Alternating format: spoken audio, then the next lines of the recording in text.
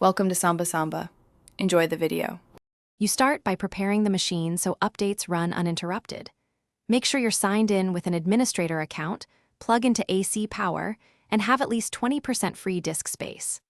Once done, confirm a stable internet connection. Wired is more reliable for large downloads.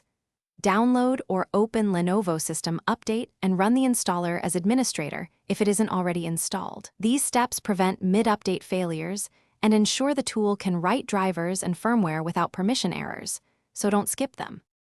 You now run a full scan inside System Update and let it enumerate drivers, firmware, and application patches.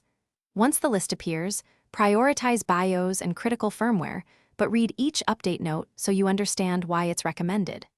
Uncheck optional software you don't need to avoid bloat. At this point, create a system restore point.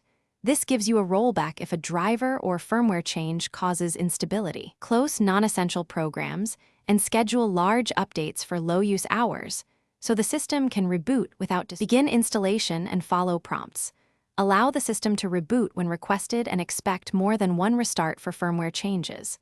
Once the machine returns, open System Update to confirm success in the update history and check Device Manager or system information for driver versions. If a driver or BIOS update causes issues, use your restore point or the rollback option in Device Manager. If things go wrong, boot into safe mode, uninstall the problematic driver, or apply the driver manually from the vendor package. This is the fastest recovery path. Thanks for watching. Consider subscribing if we helped you.